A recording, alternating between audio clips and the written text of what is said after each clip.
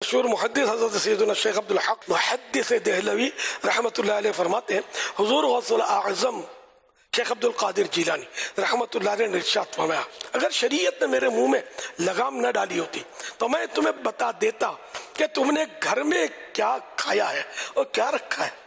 میں تمہارے ظاہر و باطن کو جانتا ہوں کیونکہ تم میری نظر میں آر پار نظر آنے والے شیشے یعنی ٹرانسپیرنٹ گلاس کی طرح ہو. تو میرے مرشد غوث پاک دلوں کی باتیں جان لیتے تھے. گھر میں کیا رکھا یہ پتہ چل جاتا تھا, کیا کھا کر آئے یہ پتہ چل جاتا تھا, کیا کھانا چاہتے ہیں یہ پتہ چل جاتا تھا. یہ سب اللہ کی عطا سے ہوتا تھا. اب الٹرا ساؤنڈ کی مشین سے بھی تو کچھ نہ کچھ پتہ چل جاتا ہے, اس پر کوئی وسوسہ نہیں آتا. بیٹی ہے بیٹا ہے یہ اعلان ہو جاتا ہے, پھر غلط بھی پڑتا ہے بعض اوقات, لیکن اس پر کوئی کلام نہیں ہے. تو جب یعنی کہ دنیاوی مشینوں سے سائنسی ترکیبوں سے ایسی باتیں جو عام آنکھیں نہیں دیکھ سکتی ہیں بتائی جاتی ہیں, اس پر وسوسہ نہیں آتا.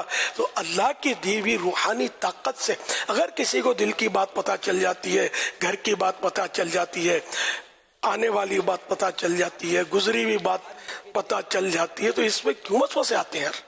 سب ہوتا تو اللہ کی عطا سے. آپ نیت کر کے سوتے ہیں تہجد پڑھوں گا, کسی کو بولا نہیں بولا نا, دل میں نیت کی, پھر کیا ہوتا ہے سستی ہو جاتی ہے. یہ کس نے سستی ڈالی؟ پتا چلا شیطان کو تہجد کی نیت کری ہے, بہکا دیا آپ کو, ہے نا, نیت بدلوا دی. تو یہ مان لیں گے شیطان کو پتا چل جاتا ہے.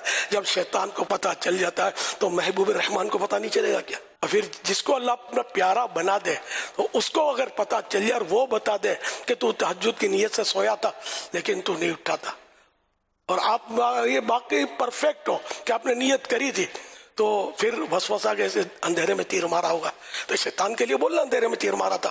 میرے مرشد غوث پاک کے بارے میں کیوں سوچتا ہے ایسا؟ اولیاء کرام کے بارے میں کیوں سوچتا ہے؟ انبیاء کرام کے بارے میں کیوں سوچتا ہے؟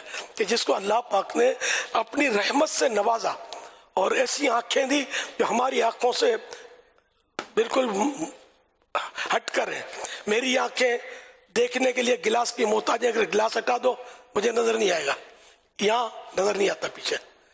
اور جس کو اللہ نواز دے تو اس کے لیے دیوار کیا ہے, ہزاروں دیواروں کا فاصلہ کیا ہے, اللہ دکھا دیتا ہے.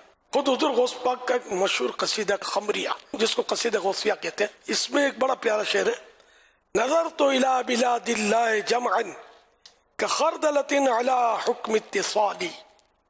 یعنی میں نے اللہ پاک کے سارے شہروں کو اس طرح دیکھ لیا جیسے رائی کے چند دانے ملے ہوئے ہوں.